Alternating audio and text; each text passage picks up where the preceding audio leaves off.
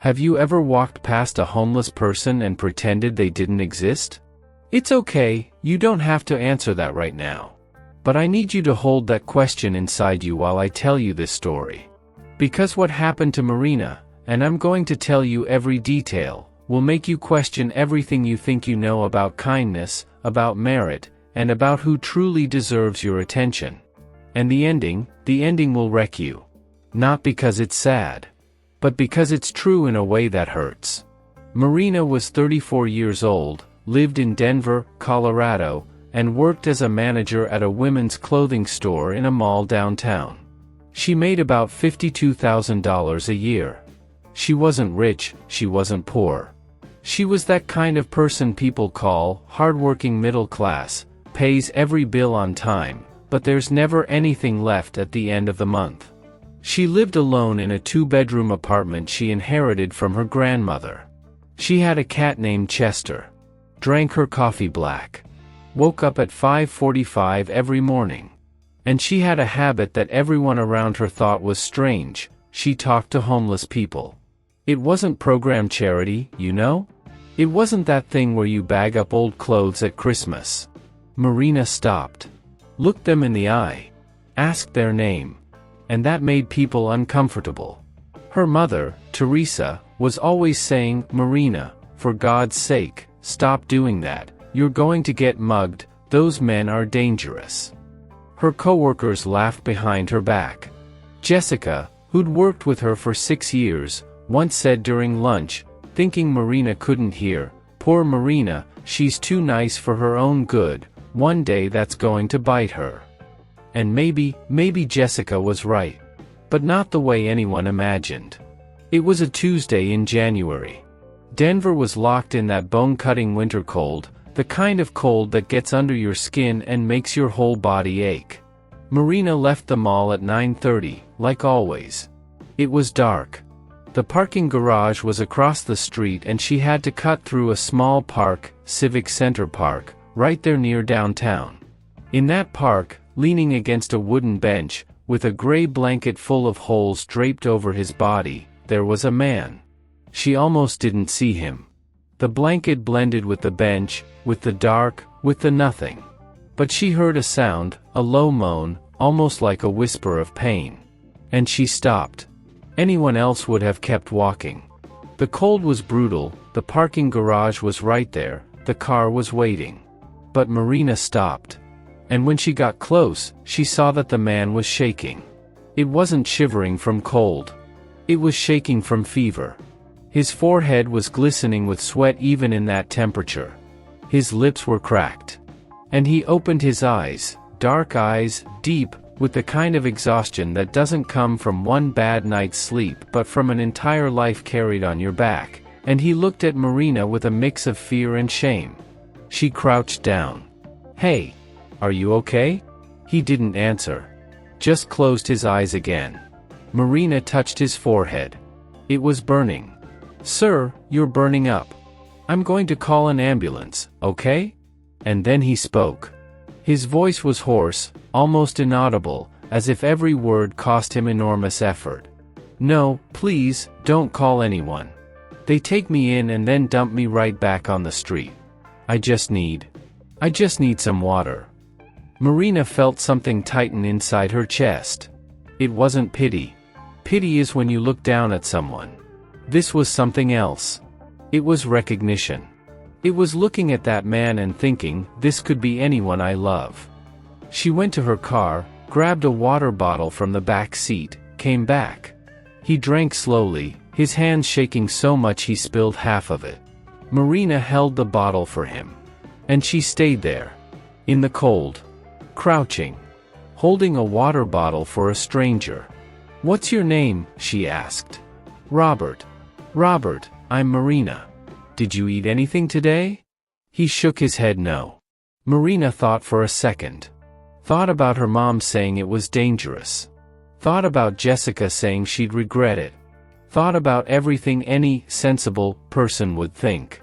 And then said, "Robert, I'm going to take you to get something hot to eat.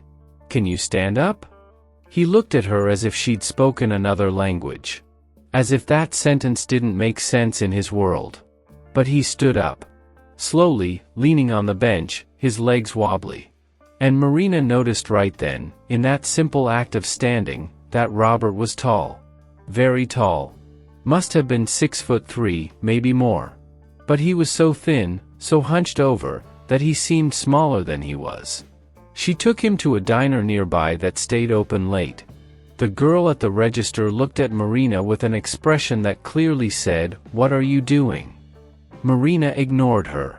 Ordered a bowl of vegetable soup, a dinner roll, a coffee with cream. Sat at the table with Robert and waited for him to eat. And while he ate, slowly, almost ceremonially, as if every spoonful were an event, Marina was watching. His hands. They were large, with long fingers. They had scars, grime under the nails, dried out skin. But there was something strange about them. Something that didn't match the image of a homeless man. The movements were delicate. He held the spoon in a way that seemed refined. Brought the bread to his mouth with an elegance that was almost involuntary. And when he finished eating, he said, "Thank you," in a way that put a lump in Marina's throat. It wasn't an automatic, "thank you." It was a thank you with weight. With history. With every time nobody had stopped to offer him a warm bowl of soup. "Robert, how long have you been on the street?"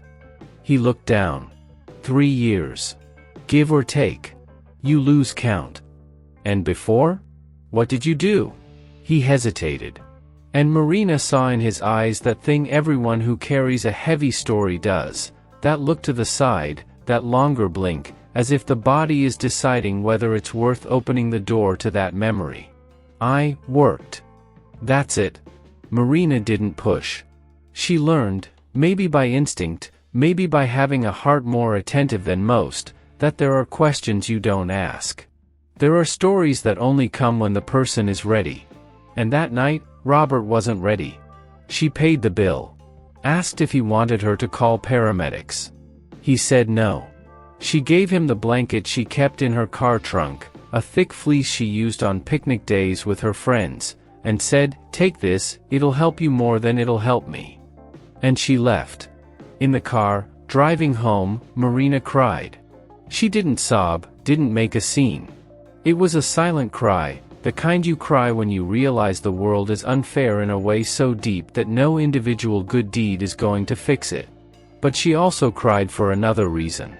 She cried because she felt, and she couldn't explain it, that this encounter hadn't been a coincidence. That there was something about Robert she needed to understand. The week passed. Marina worked, helped customers, arranged the window display, did sales reports, argued with the supplier who was late on a delivery, the routine. But every night, when she drove past the park, she slowed down. Looked for Robert. The second night, he wasn't there. The third, he wasn't either. By the fourth, Marina was genuinely worried. What if he died of that fever? What if something happened? Those thoughts kept circling. On Friday, 7 days after the first encounter, she left work and there he was. Same bench. Same gray blanket, but now with her fleece blanket on top. He'd kept it. Taken care of it. Folded it neatly. And when he saw Marina approaching, he did something she didn't expect. He smiled. It wasn't a big smile. It was a small one, almost shy, as if he'd forgotten how to smile and was trying to remember how it works. Marina. He remembered her name. Robert. I was worried, I came by every night this week and couldn't find you. I went somewhere else for a few days. Some people don't like it when you stay in the same spot too long. Marina understood. The street has its rules, its territories, its invisible hierarchies. She sat on the bench next to him. Are you better? The fever broke? It broke. That soup saved me, I think. And there, on that park bench, at 9:30 at night, with Denver's winter wind cutting across both their faces, something started that neither of them planned. A friendship. It wasn't a normal friendship. It wasn't the kind with texting, birthday parties, barbecues on the weekend. It was a park bench friendship. Marina came by every Friday night. Sometimes she brought food. Sometimes she brought coffee in a thermos. Sometimes she just brought herself. And little by little, very slowly, like untying a knot that took years to form, Robert started telling pieces of his story. The second week, he told her he was from Indianapolis. The third, that he'd had a family. I had a wife. And a daughter. The past tense hurt Marina in a way she didn't expect. What happened? I lost them. And again, that look to the side. That longer blink. Marina didn't push. The fourth week, Robert told her he'd gone to college. I went to college, Marina. She tried to hide her surprise but couldn't. Really? What did you study? Civil engineering. Marina looked at him. At this man with a long beard, dirty clothes, sitting on a park bench. Civil engineer. The distance between who he was and who he'd been seemed like a chasm so vast that Marina felt dizzy. And what happened, Robert? How does an engineer? She didn't finish the sentence. Didn't need to. He finished it for her. How does an engineer end up on the street? Happens more than you'd think, Marina. Life doesn't need much to fall apart. Sometimes all it takes is one wrong decision. Sometimes all it takes is an illness. Sometimes all it takes is the world turning its back on you the moment you need someone the most. And he stopped there. Another knot left to be untied another day. Marina went home that night thinking about it. A civil engineer on the street. With a fever. Eating soup from a diner out of charity from a clothing store manager. What happened along the way? What kind of catastrophe turns a college-educated professional into an invisible person? She started researching. Not about Robert specifically, she didn't know his last name yet, but about homeless people in general. And what she found shook her. She read that a significant percentage of homeless people in major American cities have a high school diploma or college degree. She read that many lost everything because of mental health issues, substance abuse, or simply because the support network around them collapsed. She read stories of former teachers, former bankers, former nurses living under overpasses. And she understood that the line between having a life and having nothing is much thinner than we like to believe. Because believing that line is thick makes us feel safe. Makes us think, that could never happen to me. And maybe that's exactly why we pretend homeless people don't exist. Because looking at them is looking at the possibility. February came and with it the coldest stretch of the year. Marina decided she couldn't just bring coffee and food anymore. She needed to do more. She started by asking if Robert would go to a shelter. He refused. Shelters have too many rules and not enough dignity, Marina. I'd rather take the cold. So she had another idea. In her apartment, there was a small room in the back that served as storage for old stuff, her grandmother's boxes, furniture nobody used, junk accumulated over the years. Marina spent an entire weekend cleaning out that room. Took everything out. Painted the walls. Put in a mattress, a pillow, a set of clean sheets. And on the following Friday, she looked at Robert and said, I have an empty room in my apartment. You can stay there until you get back on your feet. No deadline, no pressure. Just one condition, you agree to see a doctor. Robert was silent for so long that Marina thought he hadn't heard. But he had heard. Every word. And when he finally answered, his voice trembled in a way that wasn't from the cold. Why are you doing this? Because I can. But you don't know me. I know your name. I know you like vegetable soup. I know you were an engineer. And I know you're out here freezing on a park bench when you don't have to be. That's enough. He accepted. And here, pay attention, here is where everyone around Marina lost it. Her mother called in tears. You put a homeless man inside your house? Marina, have you lost your mind? He's going to rob you. He's going to hurt you. I'm calling the police. Marina answered calmly, Mom, his name is Robert. And he needs help. Jessica, from work, did worse. She told the entire mall.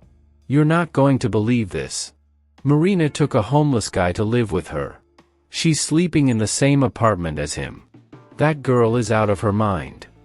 The general manager of the mall pulled Marina aside for a talk. "Marina, is what I'm hearing true? Look, your personal life is your business, but you need to understand this could affect the store's image."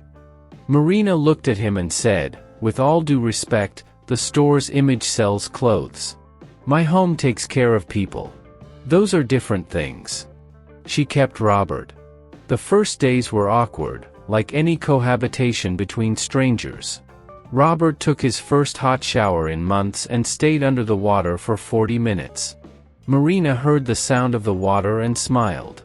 He ate rice, beans, steak and salad sitting at a real table, with a plate, fork, knife, and his hands were shaking. Not from cold. From emotion. Because there are things we take for granted, a meal, a bed, a roof, that for someone who's lost everything, are miracles. Chester, Marina's cat, was standoffish at first. Kept his distance from Robert, ears flat, suspicious. But after 3 days, Marina found Chester curled up asleep at Robert's feet. Cats know. Cats always know. Marina took Robert to the doctor, as they'd agreed. He was malnourished, anemic, with a lung infection that, left untreated, could have turned into severe pneumonia. The doctor prescribed medication, vitamins, and looked at Marina with an expression that said, "You saved this man's life." But Marina didn't feel like a hero. She just felt human. And gradually, with his health returning, with food on the table and a roof over his head, Robert started to change. Not just physically, although that too, he gained weight, the color came back to his face, the beard was trimmed. The bigger change was in his eyes. That lifetime of exhaustion started giving way to something else. Something that looked like hope? Or maybe it was just the memory of who he was before everything fell apart. And then, one night in March, they were sitting in the living room, Marina watching TV and Robert reading a book from her shelf, one about reinforced concrete structures that had belonged to an ex-boyfriend of hers. He closed the book slowly and said, "Marina, I need to tell you the whole story." She turned off the TV. "I worked for a construction company in Indianapolis. A big one. I was the engineer responsible for residential projects. Condo buildings, apartment complexes. Good pay. Had a car, had a house, had my family." He stopped. Took a deep breath. "My daughter's name was Beatrice. She was 8 when everything happened. She had her mother's eyes. Light brown, with that sparkle of someone who thinks the world is a safe place." Marina felt the air grow heavy. "My wife, Lucy, was a teacher. We were happy. I know everyone says that, but we were. For real. It wasn't perfect, no marriage is, but it was good. It was ours." Another pause. Longer. "One day, I got an offer. A contractor offered me a $100,000 bonus to sign off on a technical report saying that cheaper building materials met safety standards. I knew they didn't. I knew. But $100,000. Marina, $100,000 when you're paying a mortgage, private school tuition for your daughter, health insurance, $100,000 feels like the answer to everything." Marina said nothing. Just listened. "I signed the report. And for 2 years, nothing happened. The building went up, families moved in, and I spent the money, paid off the car, took Lucy on a trip, bought an expensive gift for BEA's birthday. And I convinced myself it had all worked out. That I'd gotten lucky. That the material was bad but not that bad. We're really good at fooling ourselves when we need to, right?" His voice started breaking. Until one day during a heavy rainstorm, one of those summer storms that come down all at once, a support beam on the second floor gave way. The beam was made with the materials I'd approved. And the ceiling of an apartment collapsed. Silence. Marina felt her hands go cold. 3 people were injured. A 6-year-old boy ended up in critical condition.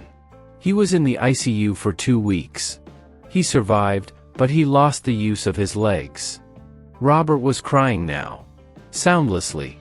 The tears ran down his face as if they had a life of their own. The investigation uncovered everything. The falsified report, the substandard materials, the money. I was arrested. Spent 11 months in county jail awaiting trial. The construction company threw everything on me, said I acted alone, that they had no knowledge. And I couldn't prove otherwise because the guy who paid me the bonus disappeared. Vanished. Like he never existed. And Lucy? Marina asked, her voice barely there. Lucy visited me in jail once. Once. And when she sat across from me, with that glass between us, she said something I'll carry to my grave. She said, Robert, I can forgive a lot of things, but I can't forgive you for putting a price on a child's life. And she was right. She left. Took Beatrice. Filed for divorce. Moved away. And I never saw my daughter again. Marina was crying too now. When I got out of jail, I had nothing left. House foreclosed. Car sold to pay the lawyer. Professional license revoked. Family destroyed. Friends? None. None. The same people who came to my cookouts, who asked for favors, who called me brother, all of them vanished. And I ended up on the street. First in Indianapolis. Then I kept moving. Columbus. Pittsburgh. Until I got to Denver. 3 years. 3 years of park benches, of disgusted looks, of people crossing the street so they wouldn't have to walk near me. 3 years of being invisible. He looked at Marina. Until you stopped. The silence that followed lasted a time neither of them could measure. Could have been a minute. Could have been 10. Marina didn't know what to say. What do you say to a person who destroyed their own life because of a wrong decision and carries the guilt of having hurt a child? What do you say to a man who lost everything, not from bad luck, not from illness, not from injustice, but from a choice he made consciously, knowing it was wrong? And here, and this is important, Marina felt two things at the same time. She felt compassion. And she felt revulsion. Both things together, mixed, impossible to separate. Because Robert's story wasn't a pretty story about poor homeless man that the system destroyed. It was a story about a man who did something wrong. Who signed a paper he shouldn't have. Who put families at risk for money. And who paid for it in a way that was maybe proportional, maybe excessive, but had a clear origin, his choice. And Marina, the good Marina, the Marina who stops to talk to homeless people, the Marina who opened her front door to a stranger, had to decide what to do with that information. She could have thrown him out. Nobody would have blamed her. Oh, Marina, of course you kicked him out, the guy's a criminal. But she didn't do that. You know why? Because she looked at Robert crying in her living room and understood something most people refuse to understand, that punishment is not the same thing as transformation. That a man can have done something terrible and still deserve the chance to be someone better. That the world doesn't divide into good people and bad people, it divides into people who make mistakes and people who pretend they never do. She said, Robert, what you did was serious. And I'm not going to pretend it wasn't. But you're here, alive, and I believe you can do better. So stay. He stayed. And here the story could have ended nice, right? Kind woman saves homeless man, he rebuilds his life, happy ending, roll credits. But real life doesn't work like that. Real life is more complicated. And more beautiful. And more cruel. April, May, June. Robert kept improving. With his health stabilized, he started looking for work. But who hires an ex-con with a revoked professional license and 3 years of homelessness on his resume? He sent out over 60 applications in 2 months. Got 3 responses. All rejections. He tried being a construction laborer, ironic, right? A civil engineer hauling bags of cement as a day worker. but even for that they asked for references and he had none. Marina watched the frustration building in him day after day. Watched him come home after walking the whole city looking for work, with his shoes, that she'd bought, worn out from so much walking. Watched him sitting at the kitchen table at night, with that empty stare of someone starting to believe that maybe the world is right, that maybe he doesn't deserve a second chance. And she got angry. Not at him. At the system. At the hypocrisy. At a society that says, well, he should pull himself up, and at the same time slams every door shut for anyone trying to pull themselves up. One day, it was June, the weather was already warming up, Robert came back from another failed attempt and sat on the couch without saying a word. Just stared at the ceiling. Marina sat next to him. Didn't work out again? No. Silence. Marina, I've been thinking I should leave. I'm a burden on your life. You've already done more for me than anyone in the world. But I can't. I can't get anywhere. Every door I knock on slams in my face. And I'm tired of knocking. Marina felt her heart clench. Robert, listen. You're not a burden. And you're not leaving. We'll figure something out. Figure out what, Marina? I'm a criminal. My name is ruined. Nobody wants anything to do with me. And she said something that came from a place she didn't know existed inside her. Then we'll mark that name again. But this time, with something good. The next day, Marina used her day off to go with Robert to a community center in the Montbello neighborhood. She'd done research and found out they had a social reintegration program that accepted people with criminal records. Robert was nervous on the way there. Sweating, fidgeting with his hands, staring out the car window as if he were going to a sentencing hearing. When they arrived, they were seen by a social worker named Helen.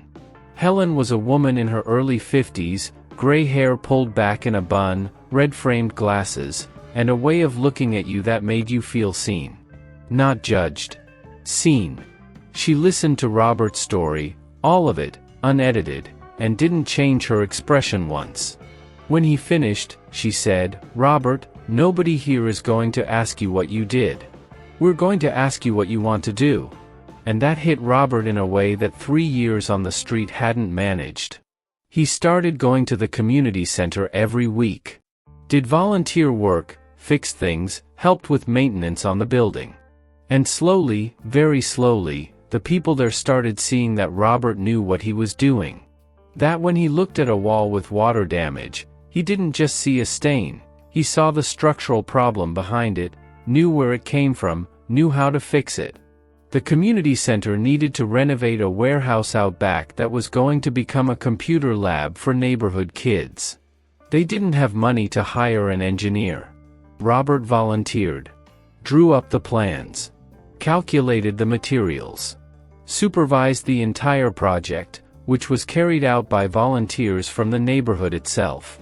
And when the room was finished, with a solid roof, proper ventilation, safe electrical wiring, the whole community saw what Marina had already seen on that first night in the park, that underneath the dirt, the shame, and the mistake, there was a human being with value. July came. And with July came something neither of them expected. The community center was contacted by a non-profit called Building Forward, an organization that worked on affordable housing, constructing homes for low-income families using labor from the communities themselves. They needed someone with technical knowledge to oversee the builds. Someone who knew engineering but also understood the reality of underserved neighborhoods, who knew how to talk to bricklayers, to laborers, to single mothers. Helen called Robert. Robert, there's a position here that seems like it was made for you. He went to the interview wearing the dress shirt Marina had bought him, a light blue button-down that he treated with almost religious care, ironing it every time he wore it, buttoning it to the second-to-last button. The coordinator of the nonprofit was a man named Marcus. Marcus read Robert's resume, which by that point included the criminal record, because Robert refused to hide it, and asked the question everyone asked, "Do you have your professional license?" Revoked. So you know you can't sign off on inspections or take technical responsibility for a build. I know. And you still want to work in construction? Robert looked at him and said, I destroyed people's trust because of a report I signed for money. I want to spend the rest of my life building things that don't fall down. Marcus hired him that day. The salary was $32,000 a year. Less than what Marina made. Less than a quarter of what Robert made as an engineer in Indianapolis. But when Robert got home that night and told Marina he'd gotten the job, he cried in a way she'd never seen. It wasn't crying from sadness. It wasn't crying from relief. It was crying from identity. It was the cry of a man who, for 3 years, had been nobody, and who now, with $32,000 a year and a light blue shirt, was starting to be somebody again. And Marina cried with him.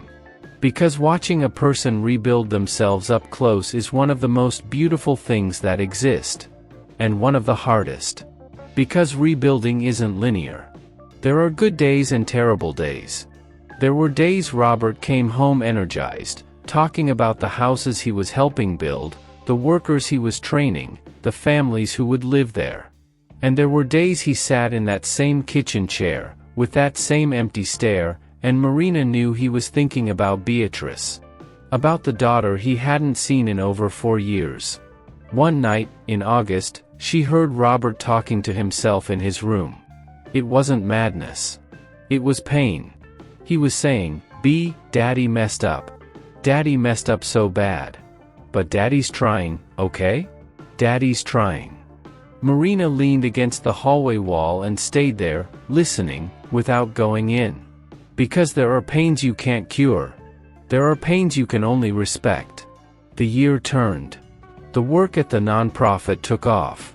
Robert became the go-to person on every build.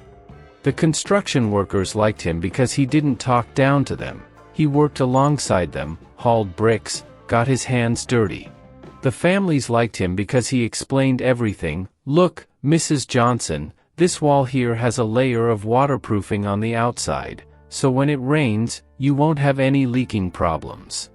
And Mrs. Johnson would look at him without understanding half the words, but she trusted him. Trusted him because she could see that this man cared. In October, something happened that Marina didn't plan. She went to a craft fair on a Saturday and found a booth selling paintings made by children from a social project. She stopped to look. And among the paintings, colorful drawings of houses, trees, animals, there was one that made her freeze. It was a drawing of a yellow house with a red roof. In front of the house, a stick figure girl was holding hands with a tall man.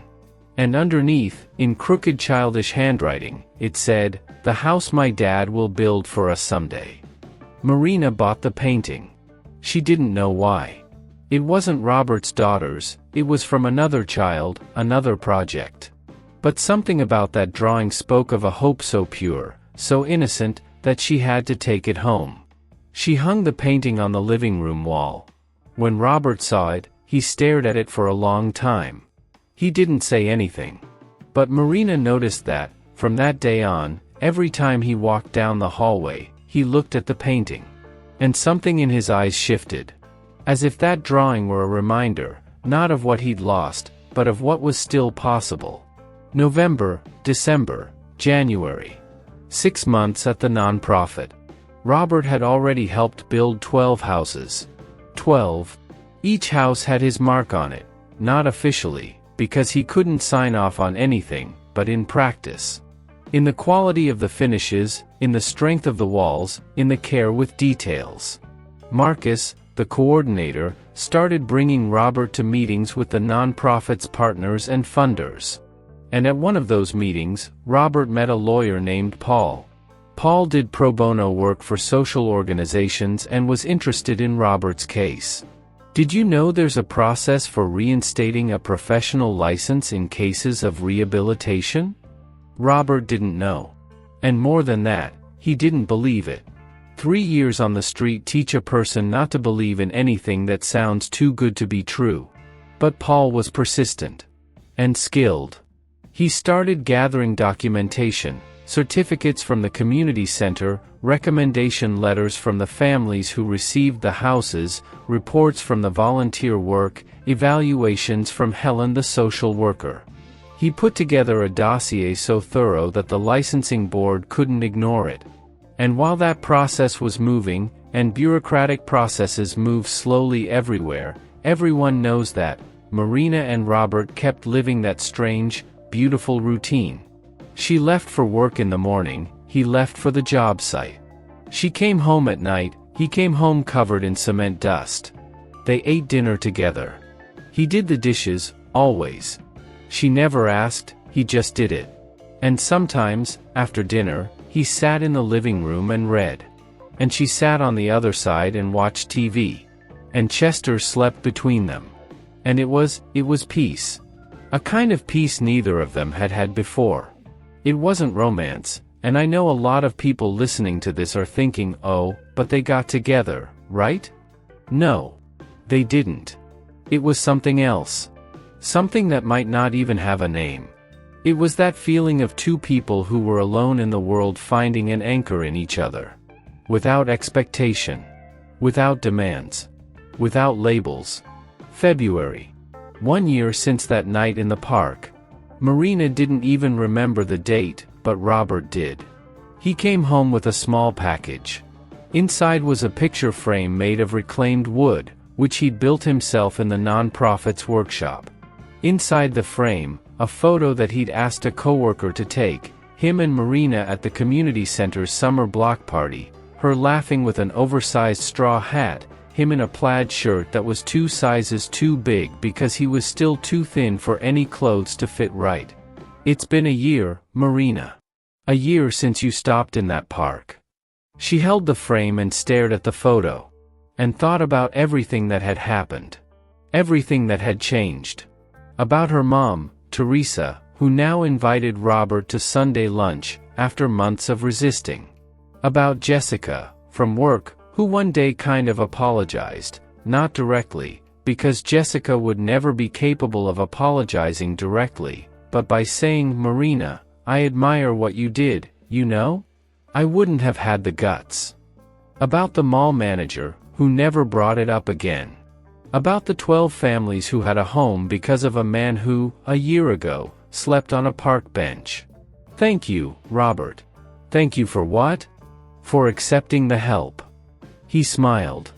That smile that had started small, shy, and was now full. March, April. The process for reinstating his license moved forward. Paul, the lawyer, scheduled a hearing. Robert barely slept the night before. Marina heard him pacing around the house at 2 in the morning, making coffee, sitting down, standing up, sitting down again. In the morning, she gave him a tie. A dark blue tie that had belonged to her grandfather. It's going to be fine, Robert. He put the tie on with trembling hands. At the hearing, Robert spoke. Told everything, the mistake, prison, the street, the rebuilding. And when the board member asked, do you regret what you did, Robert didn't hesitate. There isn't a day that I don't think about that child. There isn't a day I don't remember that my hands, which were supposed to build safe things, put a family at risk. I carry that. And I'll carry it forever. Regret isn't enough. I know that. But I'm trying to make sure the rest of my life is worth more than that mistake. The board granted provisional reinstatement. Provisional, with conditions, with oversight, with restrictions. But it was a license. It was a number. It was the possibility of existing in the system again. Robert walked out of the hearing and stood on the sidewalk for 5 minutes unable to move. Paul had to hold him by the arm. Breathe, Robert. Breathe. And now we get to the part where I need you to pay very close attention. Because up until here, this story is beautiful. It's inspiring. It's the kind of story you share and write. We need more people like Marina in the comments. But this story doesn't end where you think it ends. May. Robert was already working with his provisional license. Nothing major, he couldn't lead projects on his own, he needed supervision. But he could sign off on basic technical reports, could teach in training programs, could be officially recognized for what he knew. And life was coming together. He'd rented a room in a boarding house near the community center, moved out of Marina's place, because he said, "I need to walk on my own legs, Marina." She understood. She missed him. But she understood. He paid his bills. Texted her every day, "Good morning, Marina," with a sunshine emoji that he used wrong, because he still didn't know how to use his phone properly. They had dinner together every Wednesday. And everything seemed to finally be in the right place. Until a Tuesday, late May, Marina got a phone call. It was from an unknown number, from Indianapolis. She answered thinking it was a wrong number. "Hello? Is this Marina? Marina who helped Robert?" The voice on the other end was female. Young. Trembling. "Yes, that's me. Who is this?" Pause. "My name is Beatrice. I'm Robert's daughter." Marina almost dropped the phone. Beatrice. The girl Robert hadn't seen in over 4 years. The girl with the light brown eyes. The girl he called Bea in his middle-of-the-night monologues. "Beatrice, how did you? I found you online. The nonprofit posted a story about the houses and my dad's name was there. And in the comments, someone mentioned you." Marina sat down. Her legs went weak. "I need help, Marina." "What happened, Beatrice?" My mom is sick. Really sick. And I'm 12. I don't know what to do." Marina closed her eyes. 12 years old. The girl was 12. Alone. With a sick mother. No father. "Beatrice, tell me. What does your mom have?" "Cancer. Pancreatic. The doctors said that there isn't much they can do." The sentence landed like a block of concrete on Marina's chest. "And you're alone? There's nobody with you?" "We moved so many times. My mom cut ties with everyone after she left Indianapolis. We lived in Columbus, then in Louisville, now we're back in Indianapolis because the treatment is here. But there's no family, no friends. It's just me and her." Marina felt that thing again, that thing she felt the first night in the park, when she heard Robert's moan. It wasn't pity. It was recognition. It was looking at a situation and knowing you can't turn your back. "Beatrice, listen. I'm going to help you. But I need you to tell me something. Do you want to see your dad?" The silence on the other end lasted so long that Marina thought the call had dropped. "Beatrice. I hate him, Marina." The voice wasn't trembling anymore. It was hard. Like steel. "I hate him for what he did. For what he did to that child. For what he did to my mother. For what he did to me. He chose money. He chose money over being a decent person. And I had to grow up without a father because of it." Marina didn't have an answer for that. Because Beatrice was right. And Robert was also right when he said he'd carry that guilt forever. Both things could be true at the same time. And that was exactly what made it all so hard. "I understand, Beatrice. I understand your anger. But I need you to know something, your dad has changed. I'm not saying that erases what he did. But he's changed. People don't change, Marina. They do. I've seen it." More silence. "I'm not calling to talk about my father. I'm calling because I don't know what to do with my mother and I don't have anyone else." That hurt? It hurt because it was a 12-year-old girl saying she had no one in the world. And Marina, who had no children, who lived alone with a cat, who had spent her whole life taking care of whoever needed it, felt the universe doing it again. Putting someone in her path. Testing, or maybe not testing, maybe just asking, "Marina, are you going to stop again?" Marina didn't tell Robert. Not yet. First, she needed to go to Indianapolis. She needed to see for herself. She took time off work, said it was a family emergency, which, in a way, it was, and drove the 17 hours from Denver to Indianapolis over a weekend. She arrived at the address Beatrice had texted her. It was a small apartment in a simple building, One of those with peeling paint and narrow stairwells. 3rd floor. She rang the doorbell. Beatrice opened the door. And Marina understood instantly why Robert talked about her the way he did. The girl she was like a miniature version of everything Robert had at his best. The light brown eyes, yes, just as he described, with that sparkle. But the sparkle was different now. There was fear mixed in. And exhaustion. An exhaustion no 12-year-old should have. Marina? It's me, Beatrice. The girl stood in the doorway for a second, as if deciding whether or not to trust her. And then she did something Marina didn't expect. She hugged her. Tight. Hard. Like someone holding on so they don't go under. Marina went inside the apartment. It was clean but sad. Curtains drawn. Smell of medicine. And in the bedroom, lying on a twin bed with white sheets, was Lucy. Marina prepared herself, but there's no preparation that works when you see a person being consumed by a disease like that. Lucy was thin in a way that wasn't natural. Her face was lovely, you could see she'd been a beautiful woman, but it was gaunt, with cheekbones so prominent they told a story no diagnosis needed to confirm. Her eyes were open. And when they saw Marina, they filled with a confusion that quickly turned to recognition. You're Marina. I am. Bea told me she called you.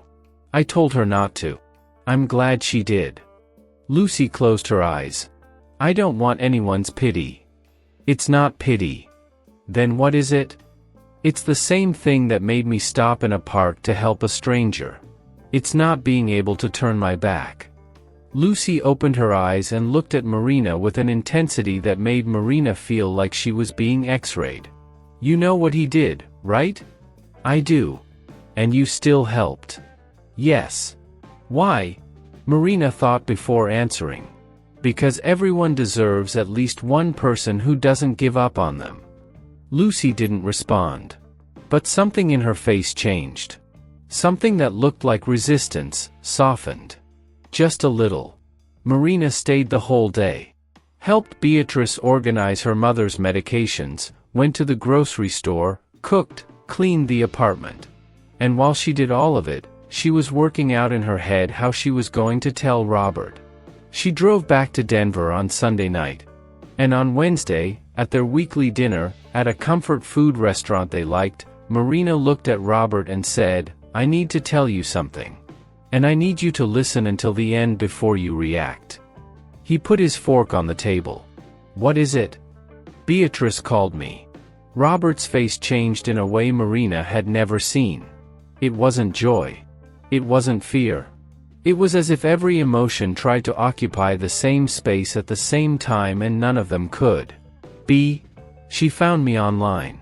Because of the nonprofit story. Is she okay? Is my daughter okay? His voice was breaking. Bea's okay. But Lucy isn't.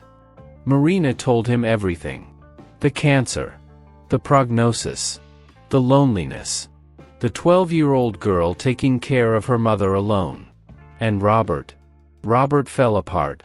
Right there, in the middle of the restaurant, with fork and knife on the table and a plate of chicken and rice in front of him, Robert put his hands over his face and cried. It wasn't a quiet cry. It was a cry from the gut. From a man who just found out the woman he loved, and who left him for good reason, is dying. And that his daughter is alone. I need to go there, Marina. I need to go now. I know. But listen, Bea. Bea is angry at you, Robert. Very angry. And Lucy doesn't want to see you. He recoiled as if he'd been slapped. I know that hurts to hear. But I'm telling you because you need to be prepared. You can't walk in there expecting a hug. I'm not expecting anything, Marina. I need to be close. Even if she doesn't want to see me. Even if Bea hates me. I need to be close. The following Saturday, they drove together. Robert didn't say a single word during the 17 hours on the road. Sat looking out the window, hands clenched in his lap, breathing in a way that was too controlled, like someone using all their energy not to fall apart. When they got to the building, he stopped on the sidewalk. What if she sends me away? Then you go back to the car and wait. And we try again another day. What if B won't see me? Then you respect that. And wait. He went up. Marina stayed in the living room with Beatrice while Robert went into Lucy's room. The door closed. Marina didn't hear what was said in there. But she heard silence. And then she heard crying, didn't know whose. And then she heard more silence. Beatrice was sitting on the couch, arms crossed, wearing an expression that mixed anger and hope in a way only a child can. I don't want to talk to him. That's okay, Beatrice. Nobody's going to make you. He doesn't have the right to show up now. I understand. He abandoned us. Marina crouched in front of the girl. Beatrice, your father didn't abandon you. Your father did something wrong and the consequence was losing you. That's not the same thing. It's the same thing. I know it feels like it is. But someday, when you're older, you'll understand there's a difference between someone who leaves because they don't want to stay and someone who leaves because they made it so they couldn't stay anymore. Beatrice didn't respond. But Marina saw her eyes were wet. Robert spent 40 minutes in the room. When he came out, his face was red, swollen. He looked at Beatrice. The girl looked back. And neither of them said anything. In that moment, silence was the only language they both could speak. They drove back to Denver. But Robert went back to Indianapolis the next weekend. And the next. And the next. He took the bus, 17 hours each way, because he didn't have a car. Left Friday night after work, came back Sunday night. Slept on the apartment couch, which Lucy, after the second visit, allowed. Not because she'd forgiven him. But because she saw in his eyes something she didn't expect to find, real remorse. And because B, even while saying she hated her father, slept better when he was there. The weeks passed. Lucy got worse. Palliative care was all that was left. Marina went when she could, every 2 weeks, and helped with bills, medications, the paperwork that comes with any serious illness. And something happened that nobody planned. Marina and Beatrice became close. Very close. Marina became the person Beatrice called when she needed to cry. When she had a test at school and couldn't study because her mom had gotten worse. When she wanted to complain about her dad but didn't want to complain to her dad. When she needed someone who was, at the same time, a trustworthy adult and a friend. And Robert and Beatrice, they were thawing. Slowly. So slowly it was almost imperceptible. On the first visit, Beatrice didn't speak to him. On the second, she said, "Good morning," and nothing more. On the third, she asked him to fix a dripping faucet, and watched him work for 20 minutes without saying a word, but without leaving either. On the fourth visit, she asked, "Did you really build houses for people who didn't have homes?" "I did." "And are they good?" "The houses. They're safe." "Like, safe for real?" "Not like." She didn't finish. Didn't need to. Robert looked at his daughter and said, "Safe for real. I learned the difference." In July, Lucy took a sudden turn for the worse. She was hospitalized. And Marina got a call from Beatrice at 11 at night, the girl crying so hard she could barely speak. "Marina, my mom's in the hospital and I'm alone and I'm scared." Marina called Robert. He was already on a bus to Indianapolis, someone at the hospital had let him know. "Robert, B needs you right now." "I'm coming, Marina. I'm coming." Marina drove through the night. Arrived at 3 in the morning. Found Beatrice curled up in a hospital chair, wearing her father's jacket, which he'd taken off and placed on her shoulders before going in to talk to the doctors. The girl was asleep. And in her lap, pressed against her chest, was a crumpled piece of paper. Marina looked closely. It was a drawing. An old drawing, with faded colored pencils. A yellow house with a red roof. A stick figure girl holding hands with a tall man. And underneath, in childish handwriting, "The house my dad will build for us someday." It wasn't the painting Marina had bought at the fair. It was another drawing. The original drawing. Made by Beatrice herself when she was little. Before everything. Before the falsified report. Before prison. Before Lucy left. Beatrice had kept that drawing for years. The girl who said she hated her father had kept a drawing from when she still believed in him. And Marina understood, truly understood, for the first time, that anger and love can live in the same house. That Beatrice didn't hate Robert. Beatrice was angry because she loved him. And the anger was just the armor. Lucy passed away on July 22nd. 3 days before Robert's birthday. She died with Robert at her bedside, holding the hand he hadn't held in over 4 years. She died with Beatrice on the other side, her head resting against her mother's shoulder. And she died with Marina standing in the doorway, because Marina understood that this moment belonged to them, not to her. At the funeral, Beatrice held her father's hand for the first time. She didn't say anything. Just held it. And Robert held back with a hand that trembled, not from cold, not from fever, but from everything he wished he'd done differently and everything he silently promised he would still do. And now comes the ending. And I need you to remember the beginning. I started this story by asking you a question. Have you ever walked past a homeless person and pretended they didn't exist? Hold that question. Because what I'm about to tell you changes everything. 3 months after the funeral. October. Marina received a letter. A real letter, on paper, in the mail. Who sends letters these days? She opened it. It was from Indianapolis. But it wasn't from Beatrice. It wasn't from Robert. It was from a woman named Claire. And the letter said this, I'm going to read it, because every word matters. Dear Marina, you don't know me, but I know your story. I know it because my 9-year-old son is Lucas. Lucas is the child who was paralyzed when the apartment ceiling collapsed. The child that Robert hurt. Marina felt the ground disappear beneath her. I spent years hating Robert. Years. I dreamed about him.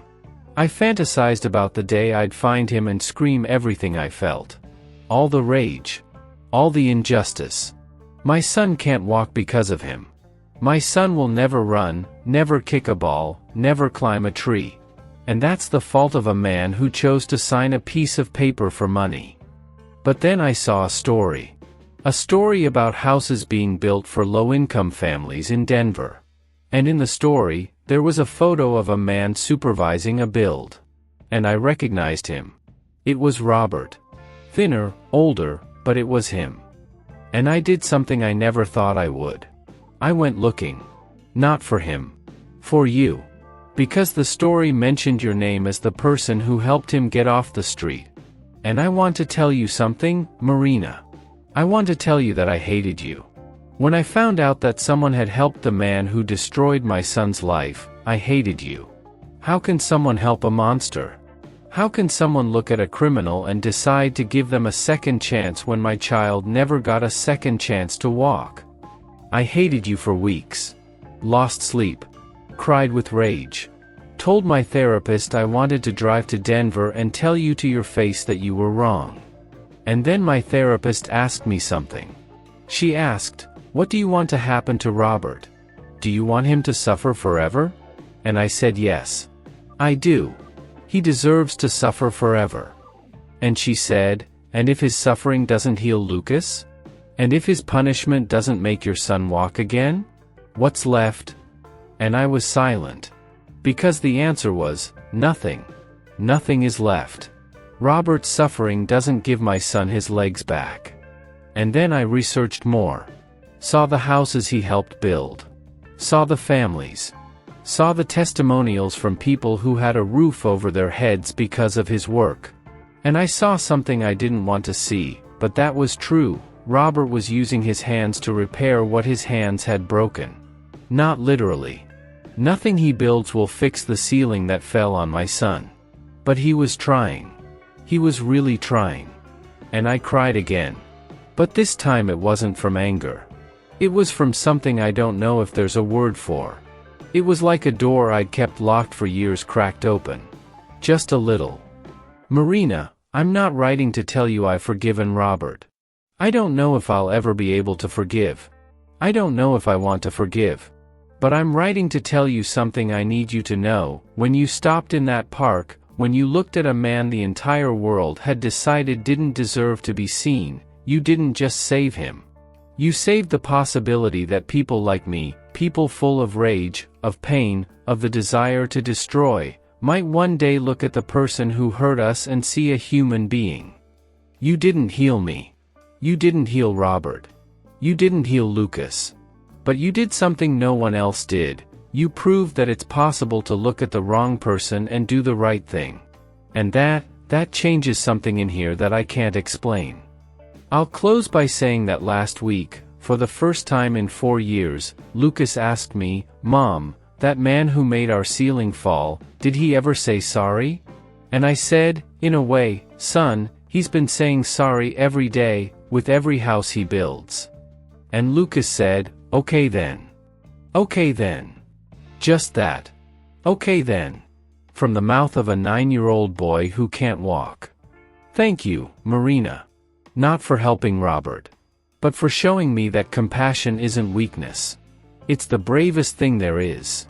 Marina finished reading the letter sitting on the kitchen floor. Chester was in her lap. The letter was crumpled because her hands were shaking. And she cried. Cried for Robert. Cried for Beatrice. Cried for Lucy. Cried for Lucas.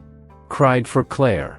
And cried for herself, for the woman who one day stopped in a park without knowing that decision would create a chain reaction that would touch the lives of people she'd never even met. And now I come back to you. To the question from the beginning. Have you ever walked past a homeless person and pretended they didn't exist? Because here is what this story really teaches. It's not about being nice. It's not about charity. It's about a truth we avoid because it's too uncomfortable.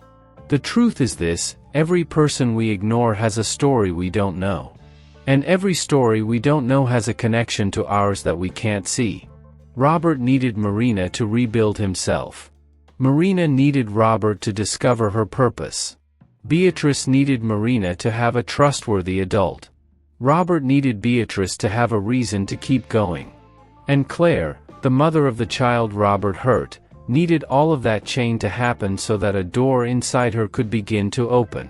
None of them knew this. None of them planned it. It all started with a woman who stopped in a cold park and asked, "Hey, are you okay?" to someone the entire world had decided didn't deserve that question. So the next time you walk past someone who seems to have nothing to do with your life, stop. Not because you're good. Not because it's the right thing to do. But because you have no idea who that person is, what that person carries, and how that encounter could change not just their life, but yours. Yours and the lives of people you don't even know exist. Marina didn't know. And she changed everything. Robert didn't know. And he was changed. Claire didn't know. And she started to heal. And Lucas, a 9-year-old boy in a wheelchair who had every right in the world to hold a grudge forever, said, "Okay then. Okay then." Sometimes, the most powerful sentence in the world isn't, "I forgive you." It's, "Okay then." Because, "Okay then," is the first step. It's the door cracking open. It's the proof that nobody is beyond the possibility of being seen, of being helped, and of being transformed. Including you. Including me. Including that man on the park bench we pretend doesn't exist.